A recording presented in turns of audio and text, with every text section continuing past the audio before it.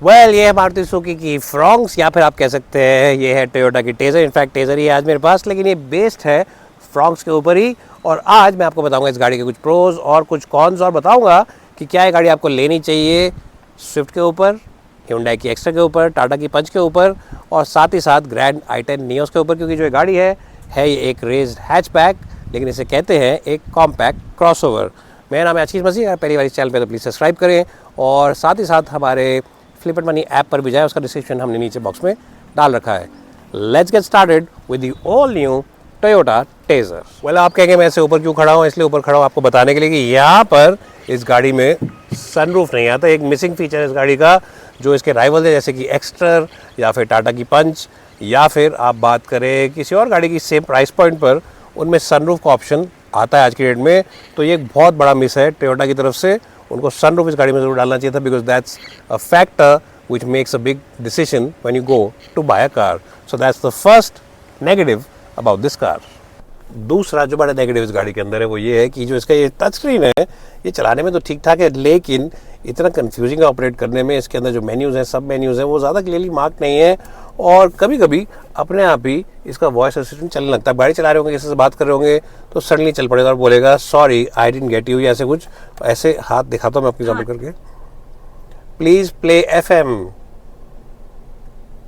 Changing source to FM। इस बार चल गया क्योंकि कैमरा ऑन है। वही वाली बात हो गई कि जैसे आप गाड़ी को ले आते हैं मैकेनिक के पास, तो गाड़ी में जो दिक्कत हो रही थी आवाज़ बंद हो जाती है, लेकिन ये कभी कभी चल जाता है और गड़बड़ करता है। तीसरा जो नेगेटिव है वो ये है कि इसके अंदर कुछ फीचर्स मिसिंग है। सनरूफ मैंने आपको पहले ही बता दिया, टच स्क्रीन के अंदर थोड़ी सी कन्फ्यूजन है, बहुत क्लियरली लेट आउट नहीं है।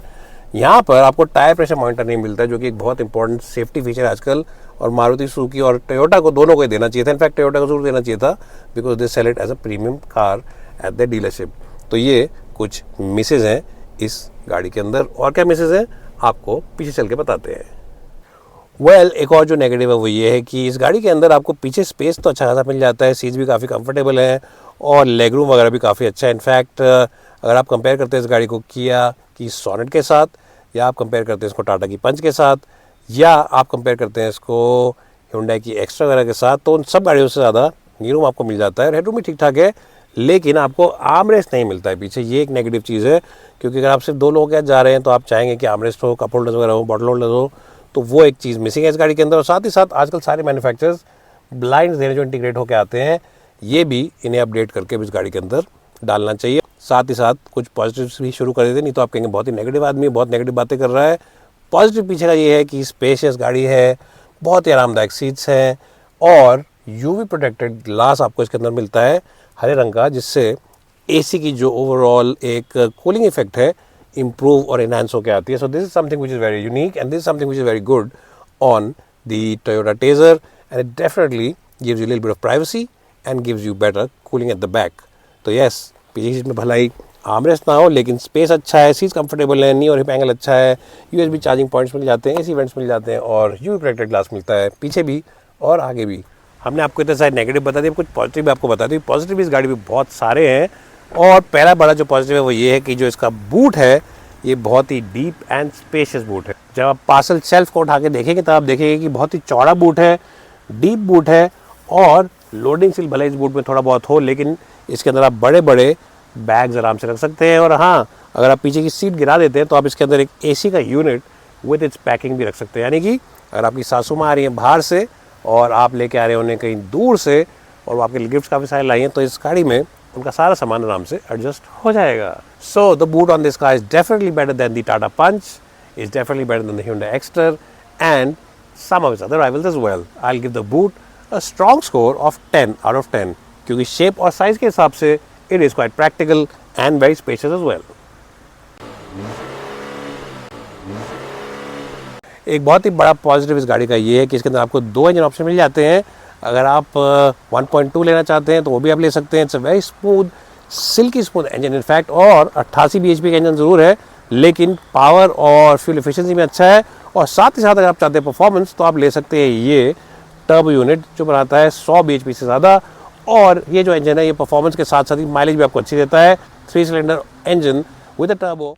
एक और चीज़ जो इस गाड़ी की बहुत ही बेहतरीन है वो है इसके इंटीरियर्स की सीट कंफर्ट। जी हाँ, फ्रंट सीट की बात करें तो बहुत ही कंफर्टेबल सीट्स हैं, वेल कंट्रोल्ड सीट्स हैं और बहुत ही सपोर्टिव सीट्स हैं। और जो कलर कॉम्बिनेशन वगैरह यूज़ किया है टोयोटा ने अपनी गाड़ी के अंदर वो भी काफ़ी बेहतरीन है, प्लास्टिक क्वालिटी भी काफ़ी अच्छी है।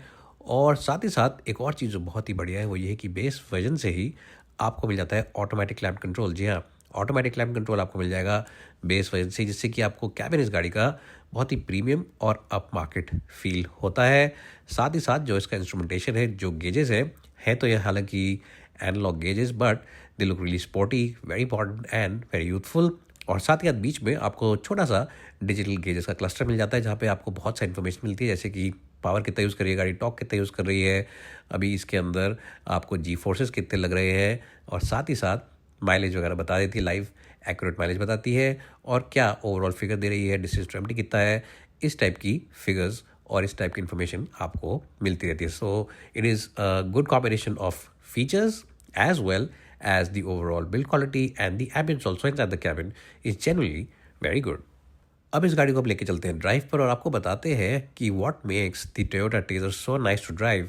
Well, you can choose a 1.2 liter petrol engine and you can also choose the car we're driving today, the 1 liter turbocharged. Yes, the 1 liter turbocharged is really the one to go for. इसमें आप manual भी ले सकते हैं और आप 6 speed का automatic भी ले सकते हैं, जो कि टॉर्क कन्वर्टर गियरबॉक्स है। और पावर की बात करें और ओवरऑल एफिशिएंसी की बात करें तो इस गाड़ी को हम पिछले करीब 1 महीने से चला रहे हैं और हमारे को इस गाड़ी में 16 की फ्यूल एफिशिएंसी मिल रही है, which is quite good considering की एवरेज स्पीड हमारी करीब 21, 22, 23 की रही है। और हम इसको दिल्ली से गुड़गांव के कोने यानी कि सोना रोड पर लेके जा रहे हैं। दिल्ली में हम रहते हैं जनकपुरी में, और वहाँ से गाड़ी रोज़ जाती है गुड़गांव सोना रोड, तो करीब 60 से 65 किलोमीटर डेली गाड़ी चलती है और एवरेज फ्यूल इकोनॉमी तब भी 16 की दे रही है, which is Indeed quite good. The other good point is that it's a very peppy engine and it's a very punchy engine as well. Mid-range as well as the top end of this engine is generally very good.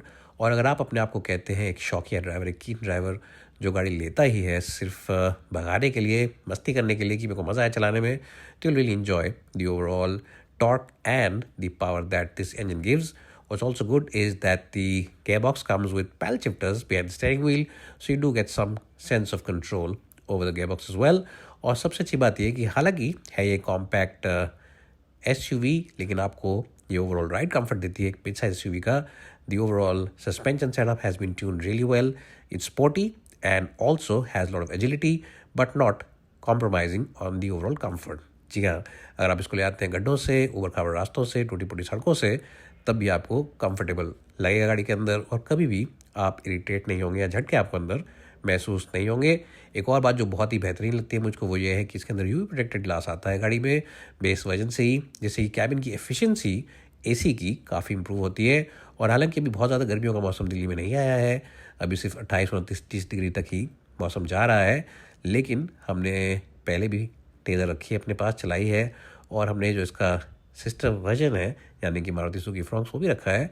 AC में किसी भी तरीके की कमी नहीं है इस गाड़ी को रखने में और चलाने में इन द समर्स, तो ये भी एक पॉजिटिव चीज़ है। और सबसे बढ़िया बात है इसका स्टीयरिंग व्हील, ना तो ये बहुत ज़्यादा भारी है और ना ही ये बहुत ज़्यादा हल्का है। You will enjoy the steering wheel because it is very communicative, it feels very direct, and it really does make you want to push this car into corners because the body roll is also under control. So overall जो मैं कोशिश कर रहा हूँ वो बात ये है कि चलाने के लिहाज से एक पंची इंजन के साथ साथ एक डायनामिक चैसी और एक बहुत ही कम्युनिकेटिव स्टीयरिंग व्हील मिलता है, and also a very good 6 speed automatic torque converter gearbox along with good fuel efficiency, यानी कि इस गाड़ी में हर चीज़ सोने पे सुहागा है। तो आज की वीडियो में हमने देखा कि जो टोयोटा की टेज़र है या फिर आप कह सकते हैं मारुति की फ्रॉन्क्स से, बहुत ही बढ़िया ऑलराउंड पैकेज। इसके अंदर आपको मिलता है बहुत सारा स्पेस, इसके अंदर आपको मिलता है एक बहुत ही बेहतरीन टर्बो इंजन 1.2 का भी ऑप्शन मिलता है, और साथ ही गाड़ी स्टाइल में और रोड प्रेजेंस में भी काफ़ी अच्छी है। और टोयोटा होने का मतलब और मारुति सुजुकी होने का मतलब ये है कि इस गाड़ी के साथ आपको रिलायबिलिटी मिल जाती है, आफ्टर सेल सपोर्ट मिल जाता है और वारंटी पैकेजेस भी काफ़ी अच्छे मिलते हैं। So if in the market for a compact crossover, then the Toyota Tazzer is the car of your choice. Thanks guys for watching.